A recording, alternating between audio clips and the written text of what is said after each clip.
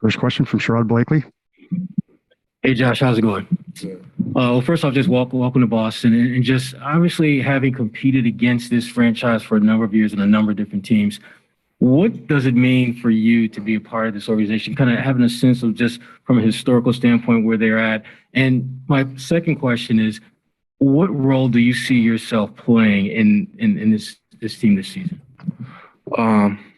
First of all, I'm really excited to be here. I think that, competing against these guys the last, 6 years has been, I've always kind of circled them on my calendar. I've always kind of been excited because I've always had competitors. So I'm excited to be able to fall into that, first of all. And, the Celtics have a super long history and, maybe one of the most historic teams in the NBA. So hopefully that we can get our names etched in that history at some point.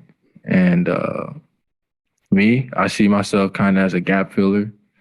And everywhere I've been, I've kind of been like a glue guy, a guy that can, kind of morph into whatever the team needs on any given day. And, one thing I bring every day is intensity, and I'm vocal. I don't mind talking. I don't mind, helping guys out or, guys helping me out, So just, being a good communicator and a gap filler.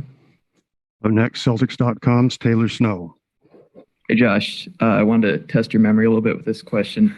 Back in high school, you had a Rivals photo that was taken. You were wearing a Celtics jersey. Yeah. You were standing in front of the Patriots logo. I was just wondering, do you remember the story behind that photo? Okay.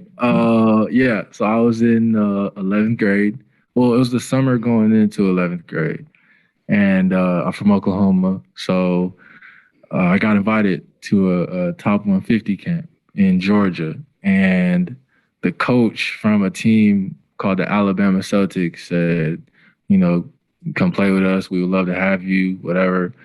And I was like, okay, like whatever. And he knew some people like with the rankings and everything, and I wasn't ranked. So I was like trying to do anything to get in. And, so I played for the Celtics that summer, and we were at a tournament I forgot where we were at, but I never even noticed that Patriots logo was behind the picture until I moved here, and I was like, oh my God, that is so crazy that just happened.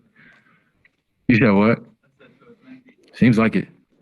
Next question, Josh, is a Zoom question from Bobby Manning. Hey, Josh. You obviously had some great shooting years in Miami. Kind of came back from three the last couple of years, but your free throw percentage has stayed pretty high. How do you kind of evaluate that shooting kind of ups and downs you've had over the last couple of years? And, how do you try to address that going into this year? Yeah, so I'm just trying to be consistent. I think the last couple of years I've been through slumps, and then I've had, good stretches. But if I can put those good stretches together for a whole year, I think that I can help this team a lot and give guys that kick out guy, that when they throw it out there, they don't have to worry about it, and it goes at a high clip. But, I'm not really super worried about it. I think that I put in a lot of work this summer to try to fix the small things that I saw that I was missing and that I was doing wrong. And so, I'm coming in confident. Back to in-person questions. John Corrales, the back of the room. Hey, Josh, you've taken a pretty public stance against getting vaccinated, and considering that you are fighting for a spot in opening nights in New York, it's a possibility that you would miss the game if you weren't. Are you reconsidering that stance? That subject is pretty personal. I've kind of talked about, what I'm gonna do or what I'm not gonna do with my family and my circle. So I'm not really sure, but I think that it's good that people are still educating themselves on the subject, and going forward, I'm not sure. Front row, Abby Chin. Josh, the Celtics traded for you and then signed you to a 1-year extension. What does that tell you about their confidence and belief in you? And it's a pretty rare thing. Why did you want to do that? First of all, I'm thankful that they, showed that faith in me.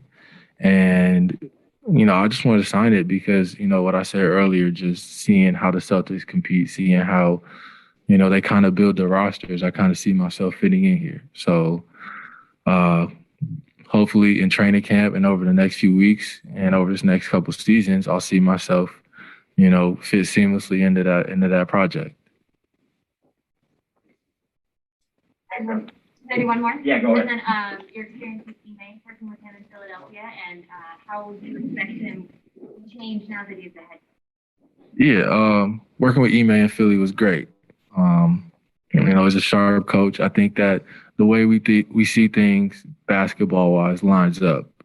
And, he's always been a straight shooter. That's how I've known him. And that's how I am. And that's how I would like my coaches to be. So, going forward, seeing him as a head coach is going to be fun, seeing how different he is. But, my expectation is that it'll be a great job for him. And, he'll get the locker room and we'll all take to his philosophies.